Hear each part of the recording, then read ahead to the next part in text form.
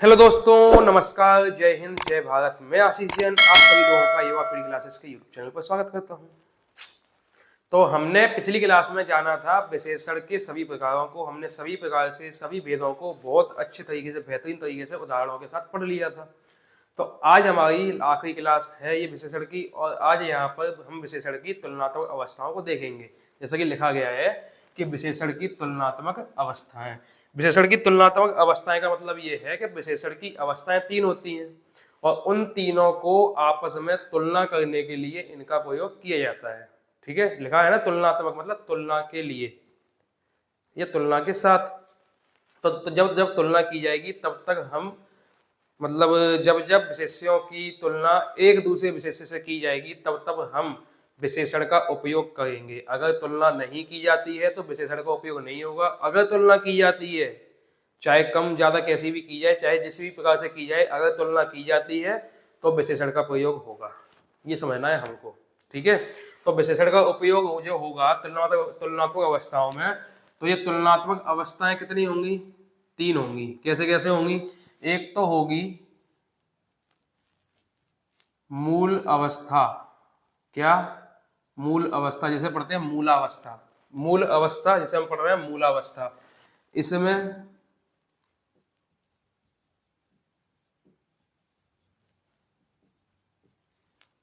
तुलना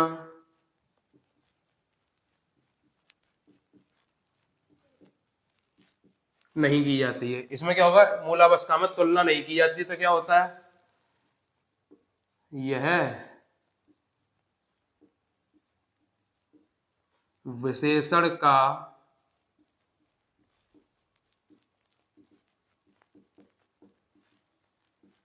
मूल रूप होता है। अब इस तुलना नहीं की जाती है, उसकी वजह क्या है? उसकी वजह है मूल रूप होना। किसी भी विशेषण की तुलना तब नहीं की जाएगी जब विशेषण को हम मूल रूप में बोलेंगे या उपयोग करेंगे। जैसे मान लो अच्छा लिखा है तो अच्छा अपने आप में क्या होगा? मूल रूप होगा। ठीक है, तो उसको हम मूल रूप कहेंगे और मूल रूप होने की वजह से हम उसकी तुलना कभी किसी से नहीं कर पाएंगे। और अगर तुलना की जा रही है तो उसके लिए अलग अवस्था होगी। अब उसके लिए अवस्था कैसी होगी? उसके लिए होगी उत्तरावस्था। उत्तरावस्था, इसमें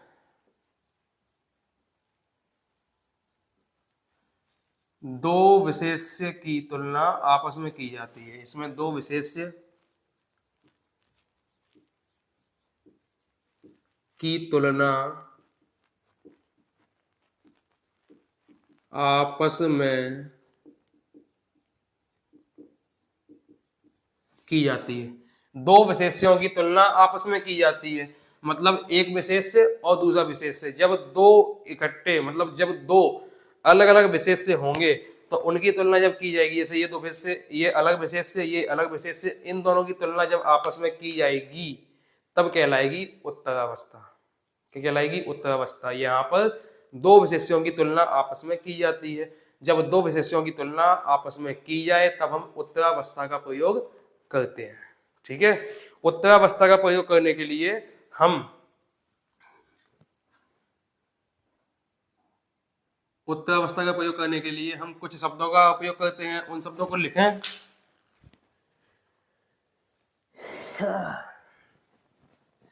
तो देखो किस प्रकार शब्द होंगे। इनका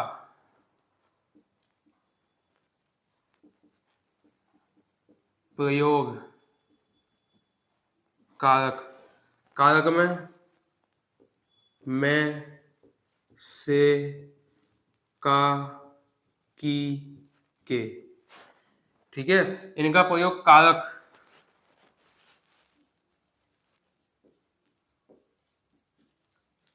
की सहायता से किया जाता है, इनका प्रयोग का की सहायता से किया जाता है। ठीक है, एक तो पॉइंट ये हो गया। दूसरा पॉइंट ये समझ लो कि इनमें हम के अलावा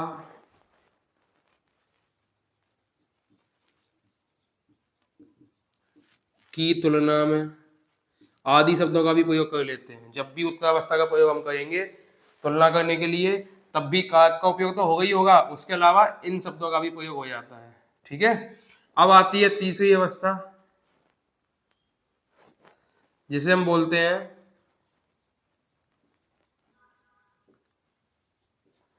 उत्तमावस्था। क्या बोलते हैं? उत्तमावस्था। इसमें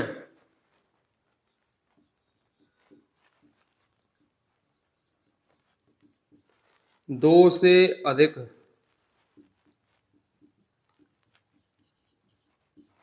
विशेष्य की तुलना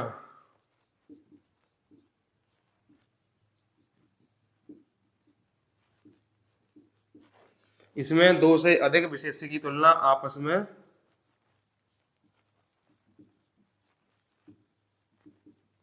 की जाती है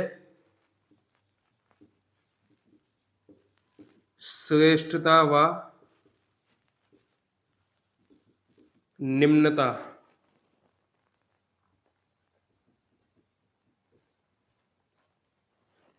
दर्शाने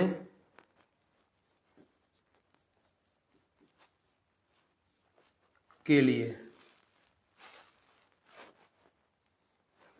श्रेष्ठता व निम्नता दर्शाने के लिए दो से अधिक विशेष्यों की तुलना आपस में जब करनी हो तब हम श्रेष्ठता और निम्नता बताते हैं। श्रेष्ठता का अर्थ होता है सबसे अधिक,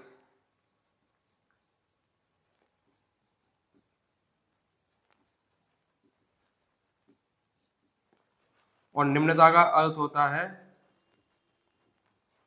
सबसे कम। इस प्रकार से हम उत्तम अवस्था का प्रयोग करते हैं। ठीक है, सबसे कम और सबसे अधिक बताने के लिए। और इसके लिए शब्दों का अगर प्रयोग किया जाए तो सर्व लिख सकते हो, श्रेष्ठ लिख सकते हो,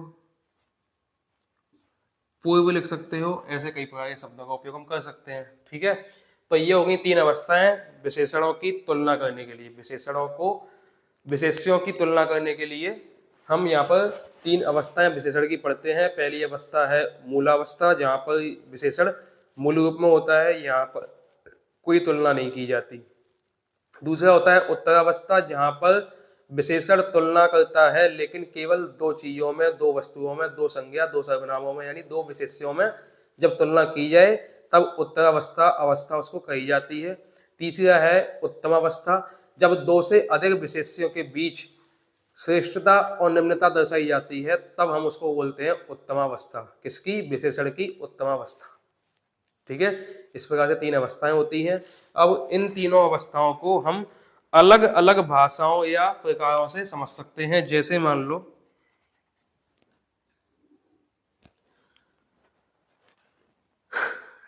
हम दो अवस्थाओं को लेंगे जिनसे तुलना की जा रही है। एक अवस्था आपकी कहलाएगी उत्तरावस्था और दूसरी कहलाएगी उत्तमावस्था। और इनका प्रयोग भाषाओं के आधार पर कैसे? एक मान लो हो गई तत्सम। तत्सम शब्दों का उपयोग करते हैं अवस्था का उपयोग तुलना करने के लिए। दूसरा तद्भव शब्दों का उपयोग कर लेते हैं तुलना करने के लिए। और तीसरा उर्दू के शब्दों का भी उपयोग कर लेते हैं तुलना करने के लिए।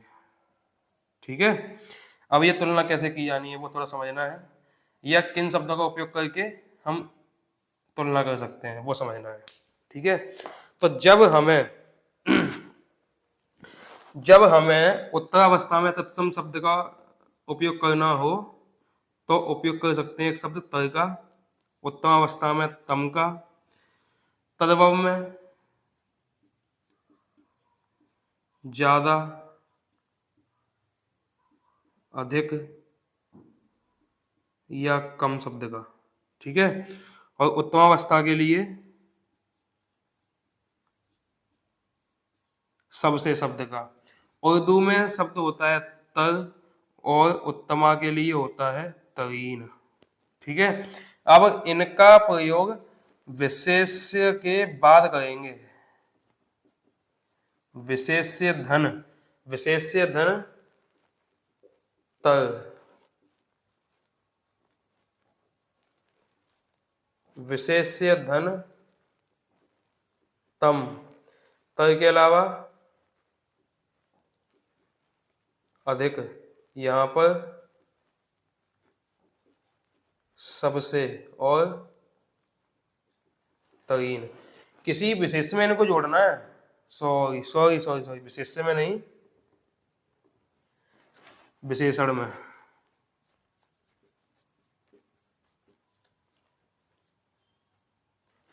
विशेषण में,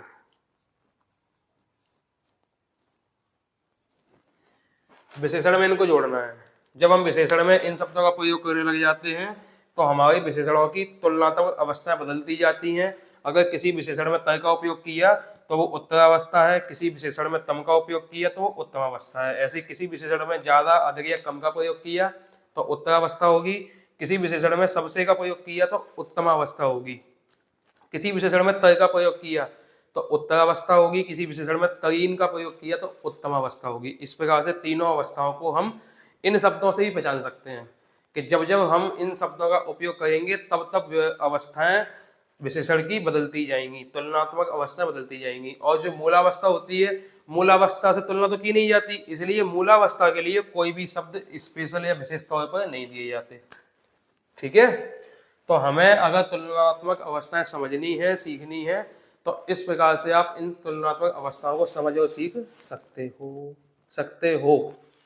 ठीक है, ये अवस्थाओं के रूप हुए उत्तरावस्था, उत्तमावस्था। अगर तत्सम शब्द को समझना चाहो तो ये संस्कृत के शब्द होते हैं, संस्कृत भाषा में प्रयोग कर सकते हैं। तद्भव को समझना चाहो तो ये हिंदी भाषा में इनका प्रयोग कर सकते हैं, और ये तो उर्दू भाषा में है ही है।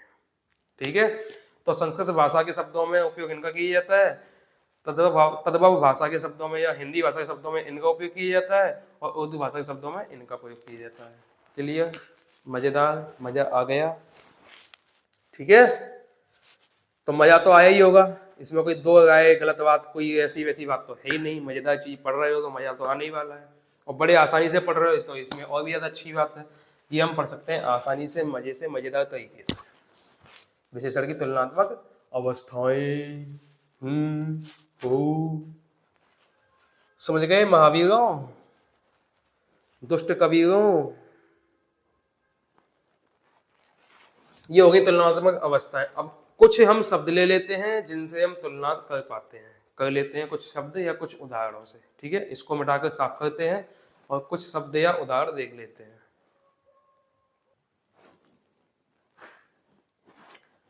तो देखो भाई, यहाँ पर मैं कुछ शब्द लिखकर लाया हूँ, लगभग क्या, 6 शब्द हैं जिनका उपयोग करके हम समझ सकते हैं कि कब उत्तरावस्था कब उत्तमावस्था कैसे कैसे बनेगी। ठीक है, जब केवल 2 विशेष्य होंगे, 2 विशेष्य, तब उत्तरावस्था। जब 2 से अधिक विशेष्य होंगे तब उत्तमावस्था। इतना ध्यान रखना, यहाँ पर 2 चीजों में तुलना की जाएगी तो उत्तरा, और 2 से अधिक चीजों में तुलना की जाएगी तो उत्तमा। अब अधिक को हम उत्तरा में लाने के लिए क्या कर सकते हैं? अधिक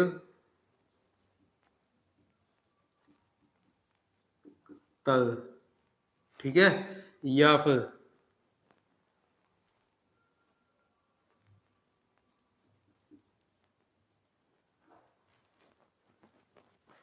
अधिक तो खुद में ही एक शब्द हो गया, या मान लो बहुत अधिक, बहुत अधिक, ये हो गया। अब उत्तमावस्था बतानी हो तो अधिकतम या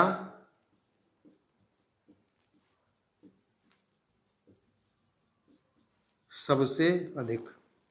उच्च में निकालनी हो, उच्च में तो उच्चतर माध्यमिक विद्यालय पढ़े, यहाँ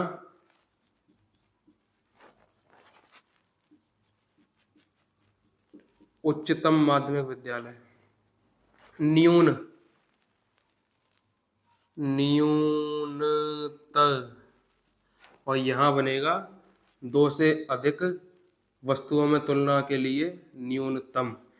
अच्छा से देखो, अच्छा से एक शब्द बनाते हैं हम,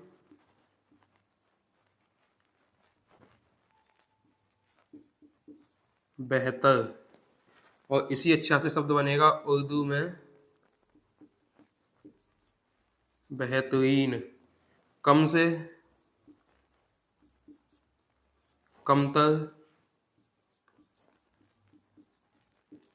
कमतरीन। बद से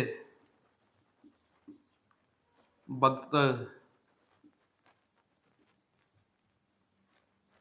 बदतरीन। ये कुछ शब्द लिए हैं आपको केवल समझाने के पर्पज से कि इस तरह से हम इनका प्रयोग करके अवस्थाओं में अंतर बता सकते हैं या अवस्थाओं में अंतर बना सकते हैं। ठीक है, और कुछ स्पेशल या विशेष प्रयोग या विशेष शब्द लेकर नहीं आया कि भाई यहाँ पे आपको बहुत सारे शब्द लिखाए जाएं, क्योंकि बहुत सारे शब्दों को जब लिखा जाएगा ना, कहीं भी लिखे मिलेंगे तो आप केवल लिखे हुए शब्दों को देखकर पढ़कर पहचान सकते हो कि यहाँ पर अवस्था कौन सी का प्रयोग किया गया है, कौन सी अवस्था का यहाँ प्रयोग किया गया है। ठीक है, इसीलिए नहीं लिखाए जा रहे, क्योंकि ऐसे बहुत सारे विशेषण हैं, क्योंकि कई सारे विशेषण तो आपने पढ़ ही लिए पिछली क्लासेस में, उनमें कितने सारे विशेषणों का उपयोग किया गया।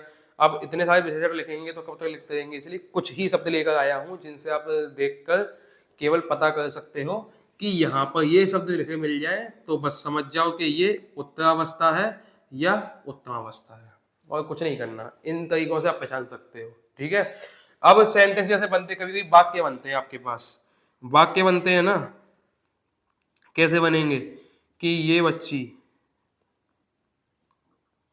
ये बच्ची फूल से भी कोमल है। ये सेंटेंस या वाक्य हुआ। अब यहाँ पर जब देखा जाएगा ना कौन से शब्द बता रहे हैं कि उत्तरावस्था बन रही है, तो ये बता रहे हैं। अब यहाँ पर उत्तरावस्था ही क्यों बन रही है, क्योंकि किसी फूल से किसी बच्ची की तुलना की गई, दो संज्ञाओं की तुलना की गई है, इसलिए उत्तरावस्था बन रही है। ठीक है, जब यहाँ पर ये कहा जाएगा नहीं, सारे फूलों में सबसे सुंदर, सबसे कोमल, सबसे अच्छी बच्ची यही है, इतने सारे फूलों में और इन सारी बच्चियों में तुलना की जाए, या सारी बच्चियों में किसी एक बच्ची की तुलना की जाए, तो वो कहलाएगी उत्तमावस्था। ठीक है, कि इतने सारे बच्चों में, इतने सारे छात्रों में यही एक छात्र है जो सबसे होशियार है, तो उसमें सबसे का प्रयोग होगा या तम का प्रयोग होगा या तरीन का प्रयोग होगा, तब हम कह सकते हैं कि वहां पर उत्तमावस्था है। यहाँ पर ना तो उत्तरा का पता चल रहा ना उत्तमा का, लेकिन कैसे पता करेंगे कि दो संज्ञाओं को लेकर, बच्ची और फूल। तो वाक्य जब बनेंगे तो इस प्रकार से ही बन सकते हैं, और इस प्रकार से बने वाक्यों को आपको पहचानना पड़ेगा कि यहाँ पर अवस्था या तुलना कैसी है, उत्तरावस्था है या उत्तमावस्था है। ठीक है, और जैसे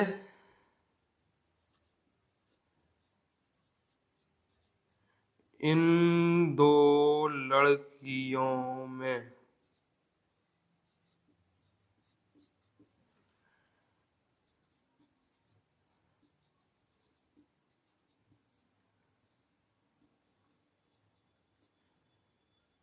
इन दो लड़कियों में वह सुंदर है, ये हो गया। इन दो लड़कियों में वह सुंदर है।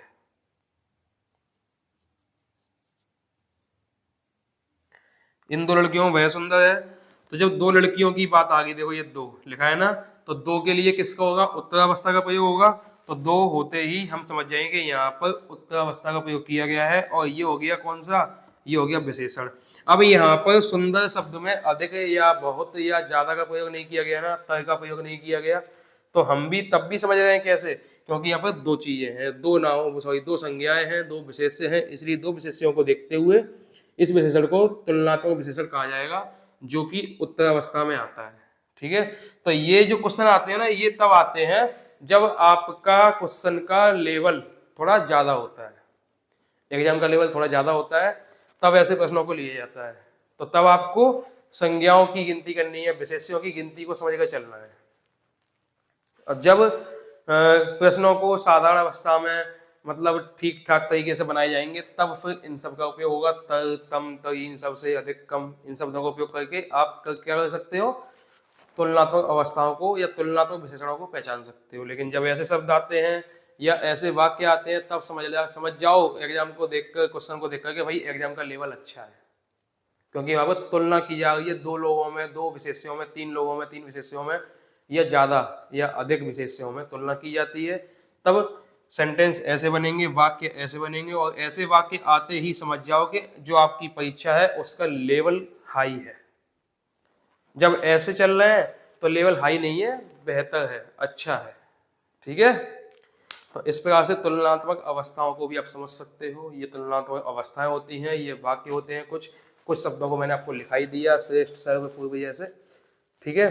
तो बाकी का आप अब प्रैक्टिस पर ध्यान देंगे और प्रैक्टिस को देखते देखते सीखते सीखते सीख जाएंगे, और कोई भी गलती, कोई भी समस्या आपको चीज़ों को समझने सीखने में नहीं होगी, ठीक है। ये होगी तुलनात्मक अवस्थाएं। अब इनको मिटाते हैं, थोड़ी सी प्रैक्टिस करते हैं। अब उस प्रैक्टिस पे सही ध्यान देना है, ठीक है। ये प्रैक्टिस के क्वेश्चन आपके पेपर में आते हैं, इसलिए करवाए जा रहे हैं। हाँ भाई, हमें क्या करना है, अब हमें करनी है विशेषणों के वाक्यों की या विशेषणों की प्रैक्टिस, ठीक है। प्रैक्टिस के लिए हमें क्या जरूरी है कि भाई विशेषता पहचाननी पड़ेगी, एक। दूसरा, जानकारी पता होनी चाहिए या जानकारी दी जाए ऐसे शब्द पहचानने होंगे, दो। तीसरा, कैसा, कैसी, कैसे, इन शब्दों का उपयोग करके भी या पूछ कर भी हम विशेषणों का पता कर सकते हैं, ठीक है।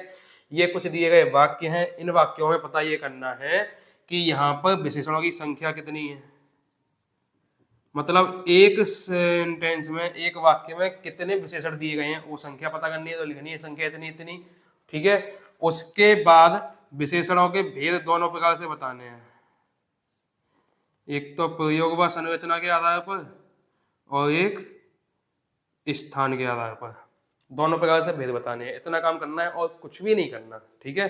कैसे होगा पहचान लेते हैं। पहले ये दो वाक्य दिए हैं, दोनों वाक्य के नीचे जगह जगह छोड़िए, मतलब ज्यादा जगह छोड़िए, बाकी के नीचे कम जगह है, तो पहले इन दोनों वाक्यों से देख लेते हैं। परिश्रम करने से ये हो गया, ये तो कोई विशेषण है ही नहीं ना, इसमें कोई संज्ञा है। हाथ कठोर हो जाते हैं, तो कठोर, ये देखो ये हाथ, यहाँ पर ये हुई संज्ञा, ये हुआ विशेषण। तो अब ये इसमें ये सोचो कि हमारे पास विशेषण स्थान और प्रयोग दोनों प्रकार से हैं। तो स्थान के आधार पर अगर हम विशेषणों को पढ़ते हैं तो स्थान के आधार पर होने से एक शब्द हुआ हाथ जो कि संज्ञा है अपने आप में, दूसरा शब्द हुआ कठोर जो कि विशेषण है अपने आप में। तो इन दोनों का जो क्रम निर्धारित किया गया है, हाथ के बाद कठोर या कठोर से पहले हाथ, तो जब हम ऐसे विशेषणों को पढ़ेंगे तो ऐसे विशेषण को क्या नाम दिया जाएगा, क्या नाम दिया जाएगा, आप देखना कैसे का नाम दिए जाने हैं। देखो पहले तो ये समझो कि इस पूरे वाक्य में एक ही क्या है, एक ही विशेषण है। वो भी कैसा विशेषण है जिसको हम इस संज्ञा के बाद लिखा गया, विशेष्य के बाद लिखा गया, तो इसको हम कह देंगे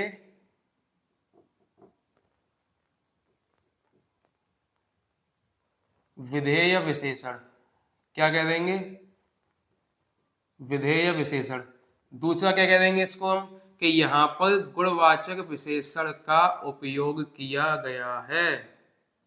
कैसे विशेषण का, गुणवाचक का। गुणवाचक कैसे पता लगेगा, तो हमने कठोर शब्द का प्रयोग समझा था वहां पर कि हम स्पर्श के प्रकार से या स्पर्श के रूप में भी विशेषणों को पढ़ते हैं, और स्पर्श करने वाले विशेषणों को गुणवाचक विशेषण कहा जाता है। और स्पर्श के कई सारे शब्दों को हमने देखा था, कठोर, मुलायम, सख्त, पढ़े थे नहीं पढ़े थे, मखमली।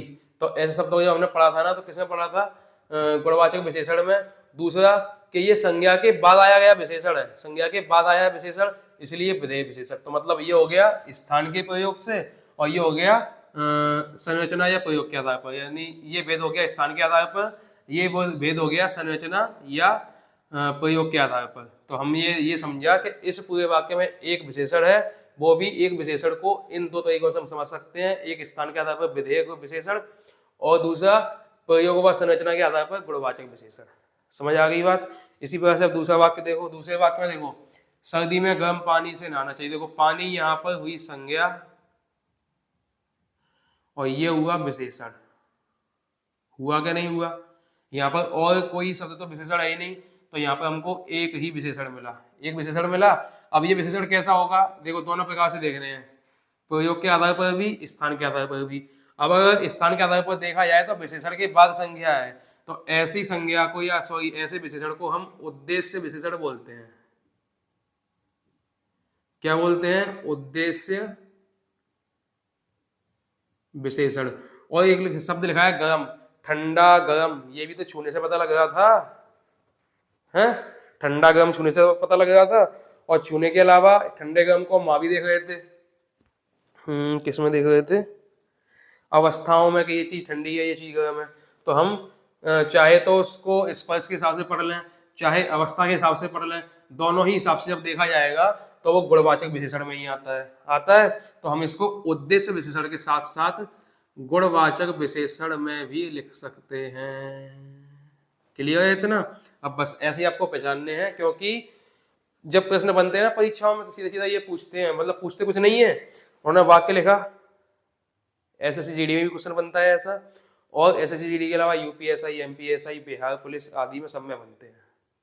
अब क्वेश्चन कैसे पूछेगा? वो ये पूछेगा कि उन्होंने ये वाक्य लिखा, एक परीक्षा में एक वाक्य लिखा गया ये वाला। अब इस वाक्य के बाद में 4 नीचे दिए गए ऑप्शन, अब उन ऑप्शन में इन विशेषणों के नाम होंगे। तो फिर प्रश्न कैसे पूछा जाएगा? वाक्य में दिए गए विशेषण की पहचान करें। वाक्य में दिए गए विशेषण की पहचान करें। अब आपको पहले तो ये पता करना पड़ेगा कि विशेषण शब्द है कौन सा, इस पूरे वाक्य में कौन से शब्द को विशेषण कहा जा रहा है।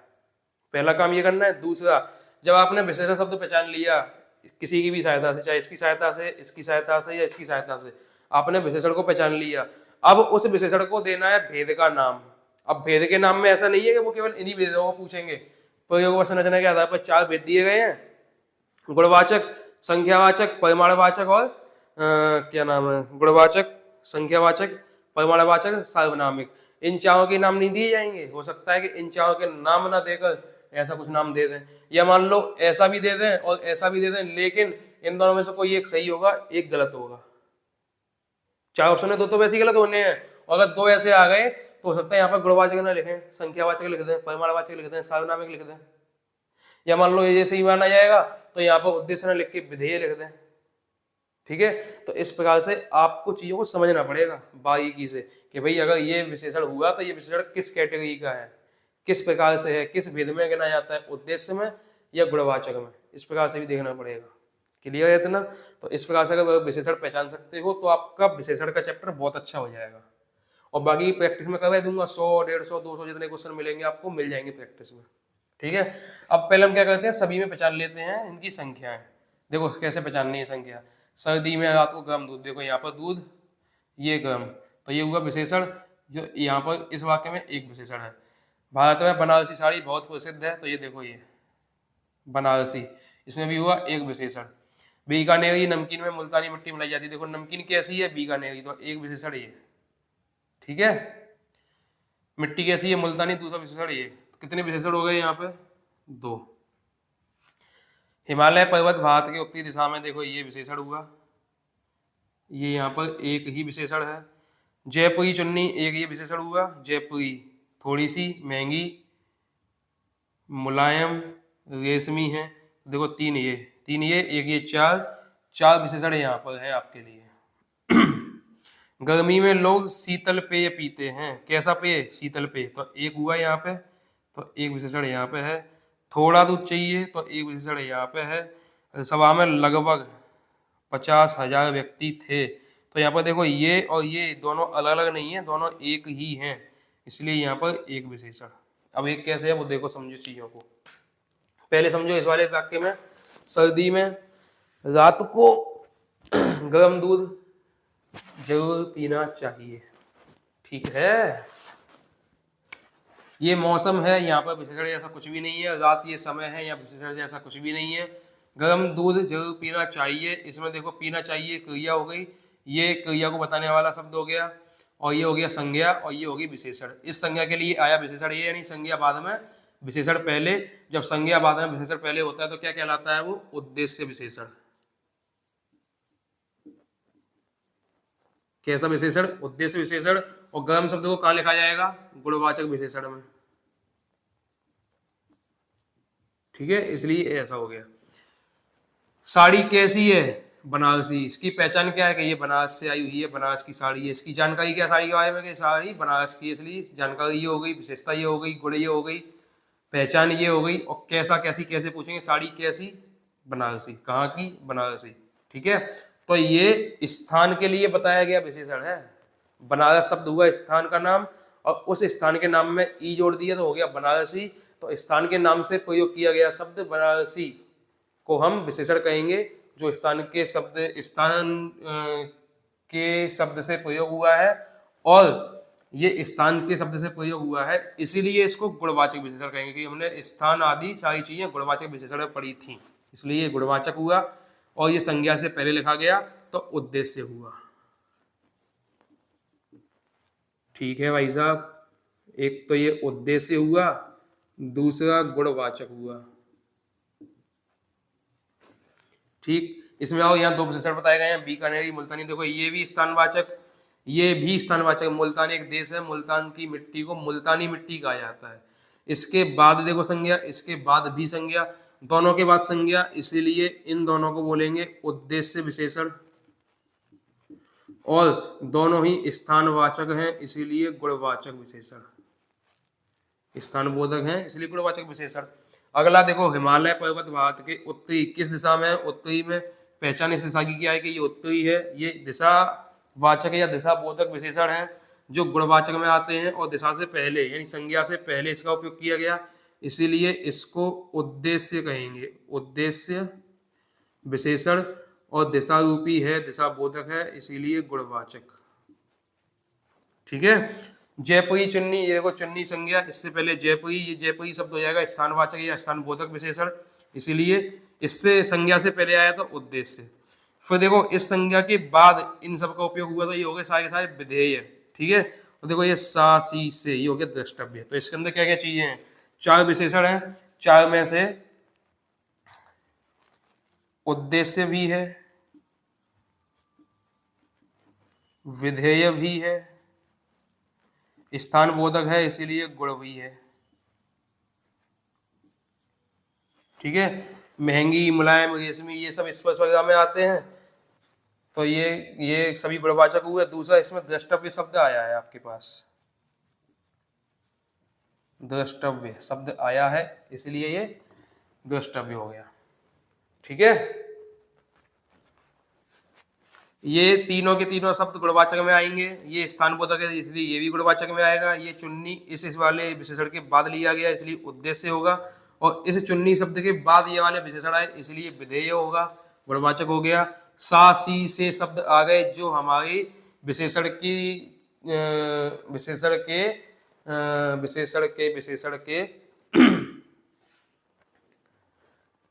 जो हमारे संज्ञा के विशेषण को कम या ज्यादा करने का काम आता है, इसलिए इसको द्रष्टव्य भी हमने लिख दिया क्योंकि यहाँ पर द्रष्टव्य शब्द का उपयोग हुआ है। ठीक है, यहाँ पर ये दोनों इकट्ठे क्यों लिख दिए? आप कहोगे कि भाई कोई एक ही तो आएगा, तो भाई एक आएगा तो उसके लिए क्या कहा जाएगा? उसके लिए इनके नीचे क्या किया जाएगा? इनके नीचे रेखांकित किया जाएगा इन शब्दों को, इनके नीचे लकीर रेखा खींची जाएगी, उस रेखा के हिसाब से फिर पूछा जाएगा कि रेखांकित शब्द किस विशेषण में आता है, या रेखांकित शब्द कौन सा विशेषण कहलाता है। ठीक है, ये हो गया। अगला देखो, शीतल पे कैसा है? शीतल है, पीने वाली चीज है, नहीं खाने पीने की बातें जब आएंगी तो गुणवाचक में आएंगी। बोला था ना, स्वाद। दूसरा संज्ञा से पहले आया तो उद्देश्य। समझ गए बातों नू? थोड़ा दूध चाहिए, थोड़ा अनिश्चित है, थोड़ा कितना नहीं बताना, अनिश्चित है। दूध परिमाणवाचक हुआ क्योंकि इसको हम नाप तौलने में गिनती करते हैं, तो नापने तौलने वाली चीजें परिमाणवाचक होती हैं, और ये थोड़ा है इसलिए अनिश्चित है, तो ये अनिश्चित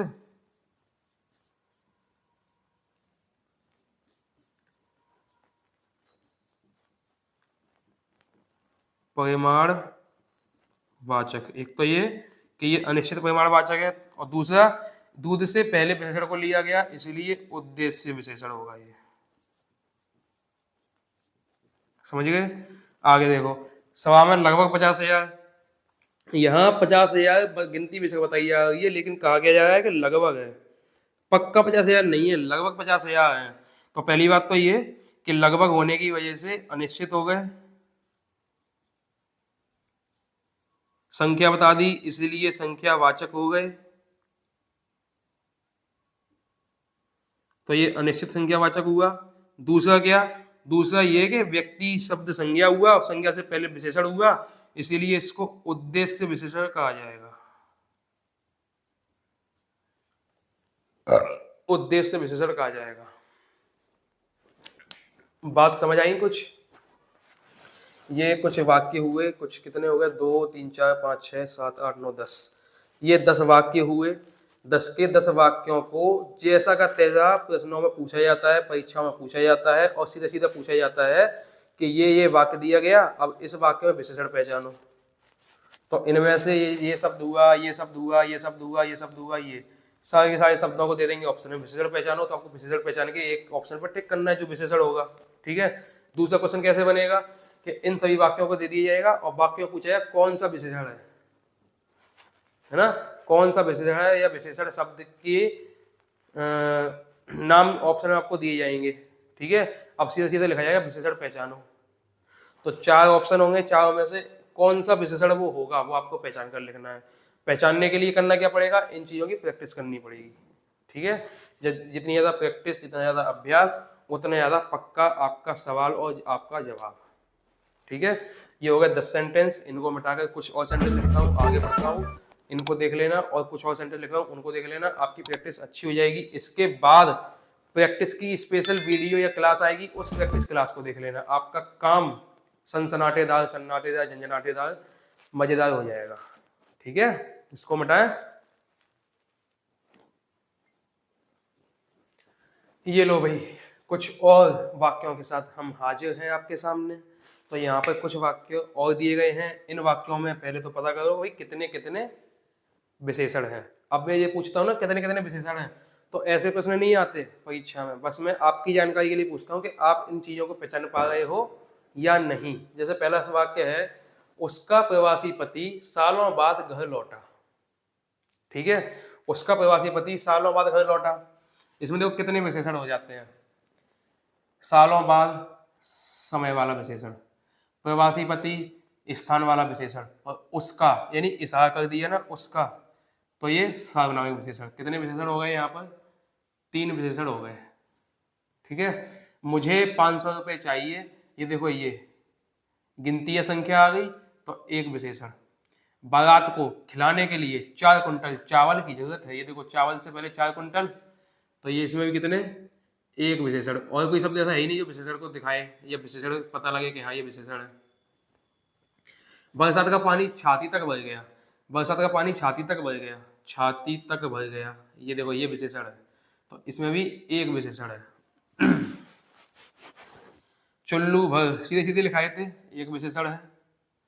ये बच्चा देखो, एक तो ये इशारा करने वाला बच्चा, अधिक ये देखो ये तुलनात्मक, और शरारती है तो ये, यहाँ 3 प्रकार से विशेषण होते हैं। तेल का टैंकर पलटने से हजारों लीटर तेल बह गया, यहाँ पर 1 विशेषण है। बड़े स्टोर में 5 किलो काजू, बड़े स्टोर में, स्टोर कैसा है? बड़ा है, 1 विशेषण ये। दूसरा ये 5 किलो, तीसरा ये 250 ग्राम मुफ्त मिलता है, ये भी है। तो इसमें 1 2 3 4 विशेषण। मुझे 1000 2000 रुपये दो, इसमें तो 1 ही विशेषण है भाई। 3 किलो आलू लेने पर थोड़ा धनिया मुफ्त मिलता है,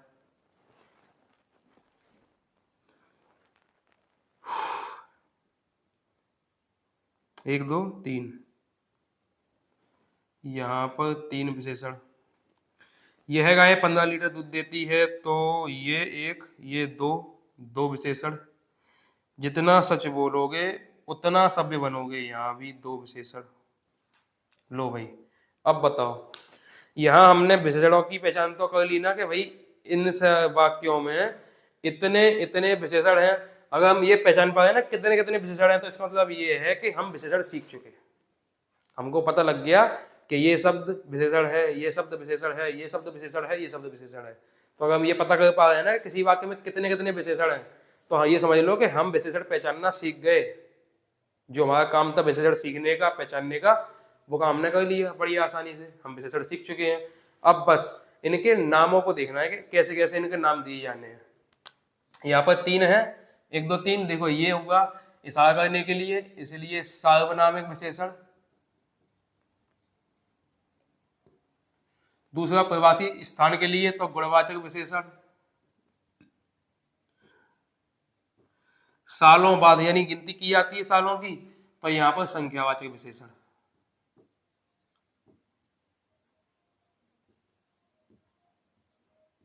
ठीक है। अब पति ये है, पति से पहले ये लिखा है, पति के बाद ये लिखा है, प्रवासी ये सार्वनामिक में ये सर्वनाम हुआ, इसके बाद लिखा है। तो यहाँ पर दोनों प्रकार के हैं। स्थान के आधार पर ये 2 प्रकार के होते हैं ना, उद्देश्य विशेषण, विधेय विशेषण, दोनों है इसके अंदर।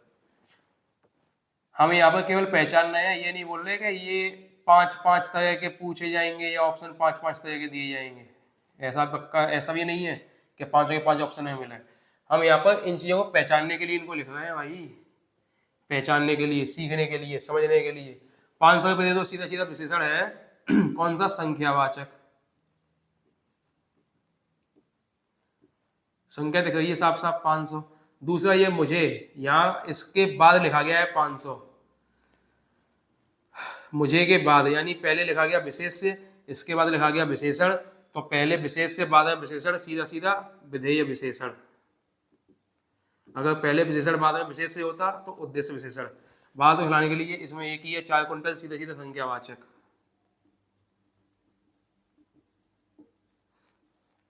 ठीक है। संख्यावाचक के अलावा ये निश्चित संख्यावाचक होगा, लिख देते हैं निश्चित। यहां पर था अनिश्चित। निश्चित के अलावा चावल से पहले लिखा गया ये विशेषण तो उद्देश्य विशेषण। ठीक है। फिर बरसात का पानी छाती तक भर गया, छाती तक भर गया। अब इसमें नाप तो नहीं पा रहे ना कितने लीटर है, कितने लीटर है, ये तो नहीं पहचान पा रहे ना, बस अंदाजे से बोल रहे हैं छाती तक भर गया। और छाती तक कितना है हमें नहीं पता छाती तक भर गया तो अनुमानित है, अनुमानित है तो अनिश्चित है। और अनिश्चित के साथ साथ कैसा है? परिमाणवाचक है। एक मिनट, ये भी तो परिमाणवाचक होगा भाई, ये भी तो परिमाणवाचक होगा, निश्चित परिमाणवाचक, क्योंकि तौल सकते हैं ना इसको तो हम। निश्चित परिमाणवाचक तौल रहे हैं इसीलिए। यहाँ तो तौलने का काम ही नहीं है, गिनने का ही काम है, इसलिए संख्यावाचक। ठीक है। चुल्लू है पानी में डूब मरो, अब ये आ जाओ, ये भी परिमाणवाचक हुआ, वो भी अनिश्चित वाला। तो अनिश्चित परिमाणवाचक। दूसरा पानी शब्द से पहले आया तो उद्देश्य, तो उद्देश्य वाला हो गया। अब आगे आओ, बच्चा किसके बाद लिखा गया? सर्वनाम के बाद। सर्वनामिक विशेषण, अधिक शरारती, तुलनात्मक विशेषण, और शरारती लिखा है तो गुणवाचक। तो तीनों को लिख लो, गुणवाचक हो गया एक तो ये। ठीक है। दूसरा सार्वनामिक हो गया। तीसरा तुलनात्मक है ना, तो उत्तरावस्था, उत्तरावस्था तुलनात्मक विशेषण। ठीक है। इसके बाद लिखा गया तो विधेय, और ये भी बाद में है, यही बाद में, तो विधेय, केवल विधेय है, उद्देश्य तो यहाँ पे है ही नहीं। ये हो गया विधेय विशेषण। ठीक है। तेल का टैंकर पलटने से 1000 लीटर तेल, 1000 लीटर, यहाँ पे इकाई आ गई लीटर की, और ये तेल हो गया। अब ये हो गया संज्ञा यानी विशेष्य, संज्ञा से पहले आया विशेषण तो कैसा होगा? उद्देश्य वाला। पहली बात उद्देश्य, दूसरा 1000 लीटर है अनिश्चित परिमाणवाचक,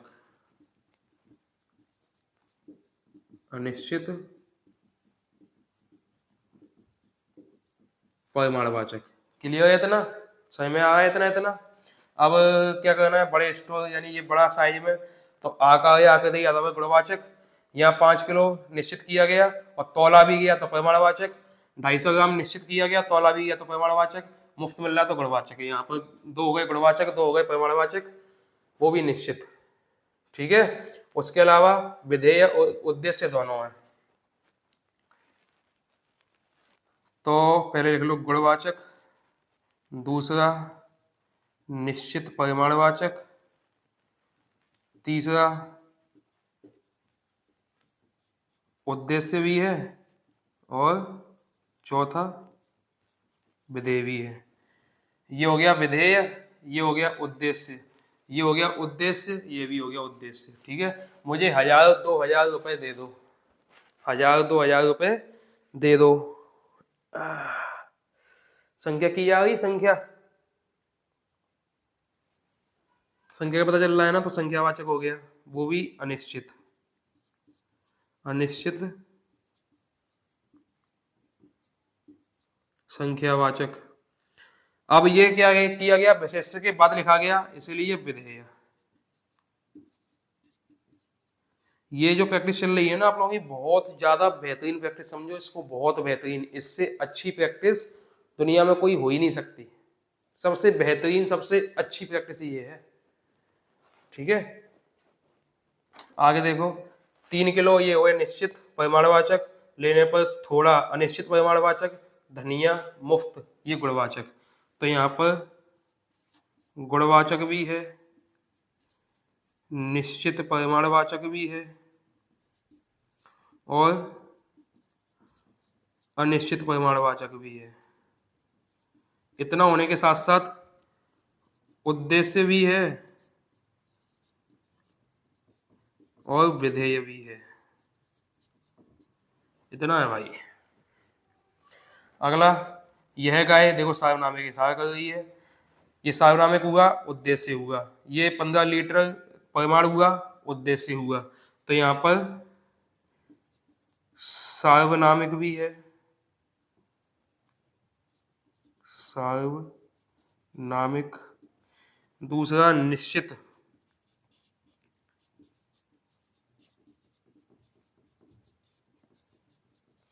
परिमाणवाचक है। इसके अलावा ये देखो, ये उद्देश्य हुआ और ये विधेय हुआ। तो यहाँ पर विधेय भी है और उद्देश्य भी है। हो गया, विधेय भी हुआ, उद्देश्य भी हुआ। ठीक है, अगला देखो, अगला सेंटेंस वाक्य, जितना सच बोलोगे उतना सभ्य बनोगे।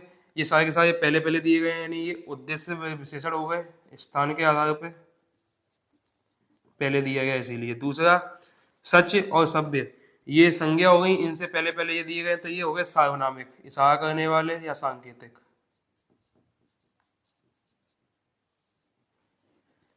ये हो गए भाई, कितने वाक्य हुए, 1 2 3 4 5 6 7 8 9 10 11 12 ही हो गए, 10 पहले 22 वाक्य हो गए। अब इन 22 वाक्यों को आप देख सकते हो, सीख सकते हो, समझ सकते हो और इनके नाम भी बता सकते हो, तो आपकी प्रैक्टिस बहुत अच्छी मानी जाएगी, बहुत अच्छे लेवल की मानी जाएगी। आपका ये हो गया ना, समझ लो आपका उद्धार हो गया। ये हो गए आपकी आखिरी क्लास है आज की विशेषण को लेकर। इस क्लास के बाद में हम अगली क्लास पढ़ेंगे कोई और विशेषण आज खत्म हो गए आपके। ये क्लास नंबर 4 है, 3 लिखा रह गया, सॉरी क्षमा, 3 लिखा रह गया, ये 3 नहीं 4 है। चौथी क्लास है विशेषण की, चौथी क्लास हुई विशेषण की। यहाँ पर आपने विशेषण के सारे भेद, विशेषण को बहुत बारीकी से समझ लिया, सीख लिया, भेद पढ़ लिए, भेदों को समझ लिया, सीख लिया, उदाहरण पढ़ लिए, उदाहरणों को समझ लिया, सीख लिया, किस प्रकार से प्रश्न बनते हैं ये भी समझ गए। ये होगी आपकी आखिरी क्लास विशेषण को लेकर।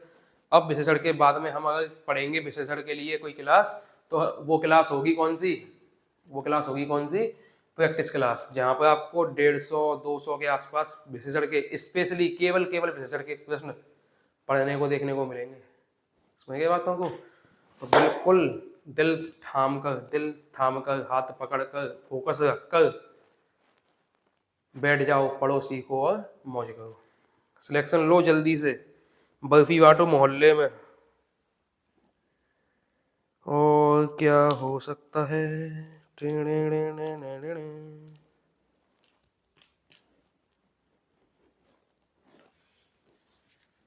विशेषण बनते कैसे हैं वो बता दिए, संज्ञा से, सर्वनाम से, क्रिया से, अव्यय से, इन चीजों से विशेषण बनते हैं। जैसे ऊपर से बना ऊपरी, दूर से बना दूरी, नीचे से निचला, ये सब अव्यय वाले होते हैं। चलना से चालू, हंसना से हंसोड़, ये क्रिया वाले होते हैं। ठीक है, और आपने संज्ञा तो कई तरह से पढ़ ली है, बहुत सारे संज्ञावाचक ही तो है, बहुत सारे संज्ञावाचक हैं। ठीक है, तो अब आप बिल्कुल तैयार रहो विशेषण के क्वेश्चंस को प्रैक्टिस करने के लिए, अभ्यास करने के लिए। ज़्यादा से ज़्यादा क्वेश्चन लगाना, जितना ज़्यादा क्वेश्चन लगाओगे उतना ज़्यादा बेहतर टॉपिक बनेगा आपका, और आप हिंदी में अच्छे से पूरे में से पूरे नंबर लेकर आओगे, ग्रामर से संबंधित सारे नंबर आपके होंगे। ठीक है, तो अब आपका काम क्या बचा है, मुझे सपोर्ट करना। सपोर्ट करने के लिए वीडियो लाइक करना, चैनल को सब्सक्राइब करना, लोगों को बांटना, वीडियो को शेयर करना, लोगों तक पहुंचाना, उनको बताना कि ऐसे से एक क्लास है जहाँ ये सर पढ़ाते हैं, अच्छा पढ़ाते हैं, बुरा पढ़ाते हैं, वो आप बताओगे। ठीक है, किस हद तक अच्छा पढ़ाते हैं वो भी आप बताओगे, और जो भी कोई समस्या हो, कुछ कहना हो, कोई गलती मुझसे हुई हो, भाई इंसान हूँ, गलतियाँ होती हैं, हो सकता है यहाँ कोई गलती हो, या पिछली किसी क्लास में गलती हो, या चैप्टर में कुछ ऐसा पॉइंट छूट गया हो जो मैं आपको नहीं बता पाया हूँ, तो आप कमेंट में आकर कह सकते हो बिना किसी झिझक के। अगर आपका कमेंट जेन्युइन लगता है, लोगों को बताने लायक होगा, तो मैं वीडियो में आकर उस कमेंट को आपको लूँगा और बताऊँगा सभी को। ठीक है, तो बिल्कुल तैयार रहना अगली क्लास के लिए, सपोर्ट करते रहना, वीडियो को लाइक करना है, चैनल को सब्सक्राइब करना है, कोई बात है, अच्छा है, बुरा है, कैसा है, सब कुछ कमेंट में आकर कहना है, और शेयर करना है वीडियो को, जितना हो सके बांटते जाओ, फेसबुक पर, इंस्टाग्राम पर, ट्विटर पर, व्हाट्सएप पर, स्टेटस पर, स्टोरी पर, सब जगह लगा दो। मिलते हैं नेक्स्ट वीडियो में, तब तक के लिए जय श्री राम, नमस्ते, जय हिंद, भारत माता की जय, बाय।